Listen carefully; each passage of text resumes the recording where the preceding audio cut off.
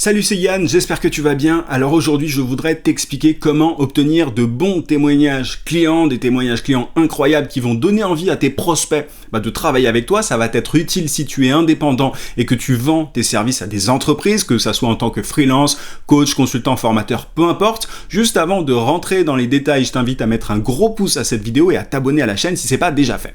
Alors, il y a 7 étapes à suivre pour obtenir des témoignages clients assez sexy, disons. Juste avant, pourquoi est-ce que je te parle de ça? Simplement parce que c'est un truc qui est vraiment sous-estimé par beaucoup d'indépendants. C'est-à-dire qu'il y a beaucoup d'indépendants qui vont simplement aller prospecter par email, sur LinkedIn, etc., mais sans avoir de preuve sociale. La preuve sociale, c'est ce que t'apportent justement les témoignages. Parce que pourquoi est-ce qu'on te ferait confiance à toi plutôt qu'à un autre, en fait? Si t'as pas de témoignage, il n'y a pas de raison qu'on te dise ok je travaille avec toi plutôt qu'avec ta concurrence. Donc c'est vraiment super important de récolter des témoignages clients au fur et à mesure, et moi la raison pour laquelle je pratique des tarifs premium, c'est justement grâce à ça. C'est parce que certains de mes clients ont vu au préalable que j'ai réussi à que mes anciens clients ont multiplié par 6 ou 10 leur investissement, etc., peu importe. Donc ils voient sur mon profil LinkedIn par exemple qu'il y a tout un tas de témoignages de gens satisfaits. C'est pour ça qu'ils font appel à moi plutôt qu'à d'autres experts en prospection B2B. Donc voilà pourquoi est-ce que je te parle de ça. Donc la première étape, c'est de contacter tes anciens clients. On va prendre le cas d'un seul client, contacte ton ancien client. Alors, dans l'idéal, il faut évidemment contacter les personnes juste après que le travail soit terminé parce qu'ils sont satisfaits, il faut battre le fer tant qu'il était encore chaud, mais on va partir du principe que tu ne l'as pas fait, donc tu as un pool de clients, un bassin d'anciens clients vers lequel tu peux te tourner en fait pour obtenir ces témoignages. Donc tu contactes ton ancien client par téléphone ou par email. Si tu le connais bien, tu peux le contacter par téléphone, c'est très bien de faire ça comme ça, il n'y a pas de souci, vu que vous vous connaissez. Si tu as eu seulement quelques interactions avec lui, l'email, c'est très bien aussi. Et la deuxième étape, en fait, c'est de juger le degré de satisfaction. Évidemment, tu ne vas pas demander un témoignage à quelqu'un qui est moyennement satisfait. Parce que, on va pas se mentir, il y a forcément des clients avec qui tu as travaillé, avec qui ça s'est pas super bien passé, tu as eu des résultats mais sans plus, ou alors tu as moyennement eu des résultats si tu es dans une phase de test. C'est tout à fait normal, c'est pas grave, ça arrive. Mais du coup, tu vas pas demander des témoignages à ces personnes-là, à ce genre de clients en fait avec qui tu as bossé. Il faut vraiment, pour avoir des témoignages sexy, irrésistibles, on va dire, des témoignages incroyables, il faut que tu t'adresses vraiment aux quelques personnes avec qui t'as tout cartonné. Donc tu juges le degré de satisfaction, simplement en leur disant est-ce que vous êtes satisfait des résultats qu'on a obtenus ensemble, est-ce que vous êtes content aujourd'hui de l'impact qu'a eu mon service sur votre business en gros, et ensuite, la troisième étape, c'est de mener une interview.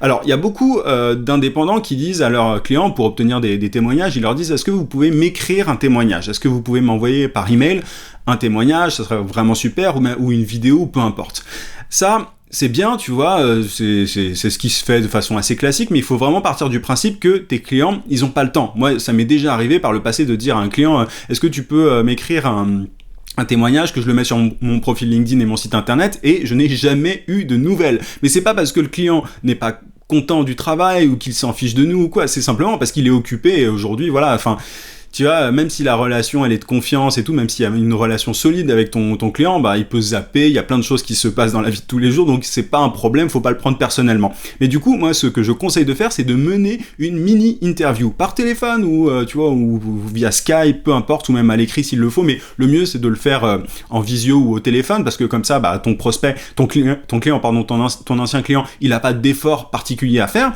Donc il faut mener une mini interview et voici les questions que tu peux lui poser. Et c'est ce qui va te permettre par la suite d'écrire toi-même, en fait, le témoignage. Je spoil un petit peu la suite, mais lui soumettre par la suite pour qu'il le valide.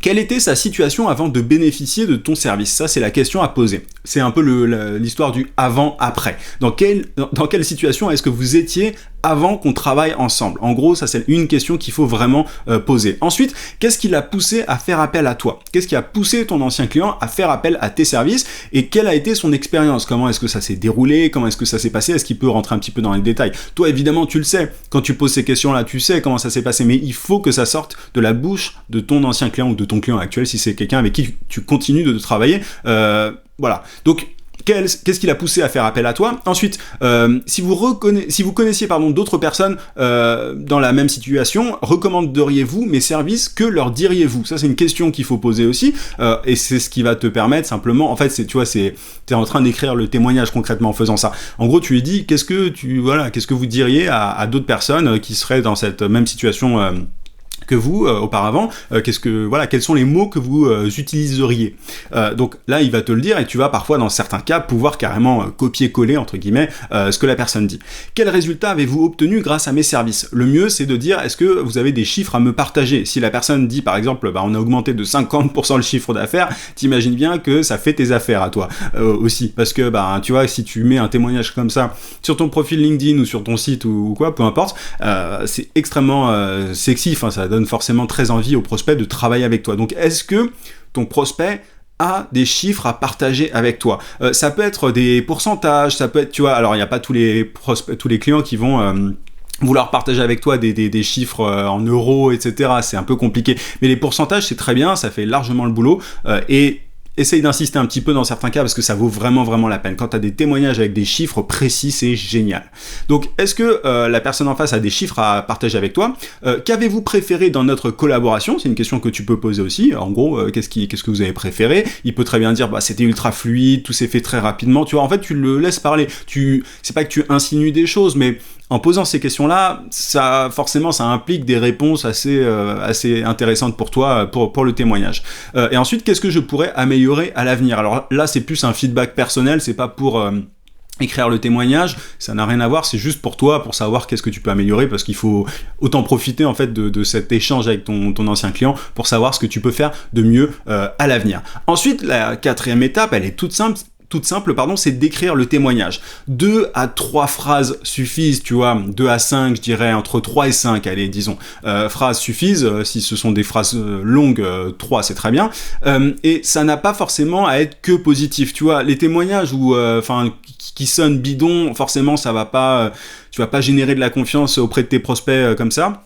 Donc c'est pas grave s'il y a une petite pas critique, mais tu vois, il faut pas que ça te plombe non plus, mais tu vois, il faut que simplement la personne, que le témoignage, il semble vrai, tu vois, si tu peux à la limite même inclure l'histoire du, tu sais, qu'est-ce que je pourrais améliorer à l'avenir, tu vois, tu pourrais glisser peut-être un élément que la personne t'a dit à ce moment-là, mais voilà, il faut pas que ça te plombe, bien sûr, mais il faut pas non plus que ça soit dithyrambique, tu vois, il faut pas que ça soit un témoignage qui sonne bidon parce que les gens ils y croient pas et ça te fait passer juste pour un escroc et voilà, ce serait dommage et tu vas passer à côté de pas mal de prospects en faisant ça. Donc, écris le témoignage toi, ne fais pas un truc énorme, tu vois, pense LinkedIn, pense site internet, pense, donc quelques lignes. Et ensuite, la 5e étape, tu l'as deviné puisque je te l'ai un peu déjà dit auparavant, mais c'est de faire valider ce témoignage par ton client. C'est de lui dire, voilà, ce que j'ai écrit après avoir échangé avec vous, après notre échange, j'ai écrit ça, est-ce que ça vous convient? Est-ce que vous validez? Et si c'est pas le cas, il n'y a pas de souci, je peux changer moi, ou alors vous changez directement le témoignage, il n'y a aucun problème.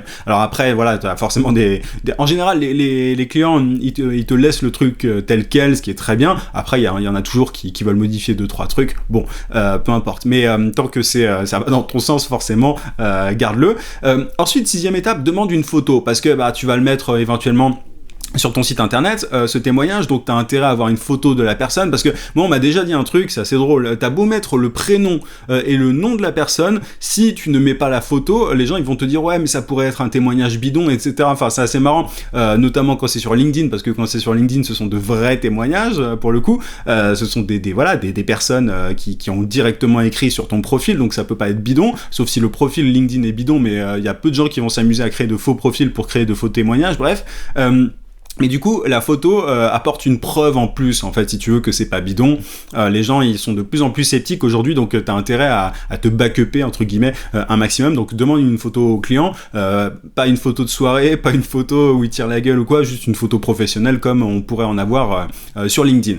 Ensuite, tu peux publier, c'est la 7e et dernière étape, le témoignage partout. Mais quand je dis partout, c'est sur ton site internet, même sur tes pages de paiement, si t'es formateur en ligne, par exemple, si tu vends des formations sur internet, tu peux mettre ces témoignages sur tes pages de paiement, tu peux mettre ce témoignage sur LinkedIn. Alors sur LinkedIn, il faut que tu soumettes toi le témoignage validé, que tu demandes à ton prospect, à ton ancien client, pardon, d'écrire, de copier-coller en fait ce témoignage et de le mettre sur ton profil, sur tes réseaux sociaux aussi, tu peux mettre ces témoignages, évidemment en signature de certains de tes emails aussi, tu peux le faire. Moi par exemple, quand tu t'inscris à ma newsletter, pour le coup, tu as tout un tas sur la page d'inscription, tu as tout un tas de témoignages de gens qui me suivent régulièrement, et t'as une longue liste de témoignages. J'ai mis vraiment une longue liste pour que les gens voient que le contenu qui est donné dans cette newsletter est très bon. Et d'ailleurs, ça m'amène vers cette petite transition. Si tu veux aller plus loin, tu vois, là, je t'ai donné vraiment 7 étapes pour obtenir des témoignages clients qui donnent très envie à tes prospects de travailler avec toi. Si tu veux aller plus loin, si tu veux avoir tous mes secrets pour trouver plus de clients et facturer tes services à prix d'or, j'ai cette fameuse newsletter. Il suffit de cliquer sur le lien en description ou sur le i si t'es sur YouTube et de t'inscrire, d'entrer ton adresse email, et tu recevras tous les matins à 9h un email avec tous mes conseils. C'est vraiment là que je donne mon contenu le plus poussé, le plus avancé. Donc c'est pas pour tout le monde, il faut être prêt forcément à bosser. C'est-à-dire que c'est une formation gratuite continue, régulière. Si tu comprends que faut se former régulièrement en tant qu'indépendant, c'est pour toi, sinon laisse tomber, c'est pas grave, mais c'est adressé aux freelance, coach, consultants, formateurs, bref, à toutes les personnes qui vendent leurs services à des entreprises. Voilà un petit peu, j'espère que cette vidéo t'a été utile et j'espère surtout que tu passeras à l'action. Je te dis à très très vite.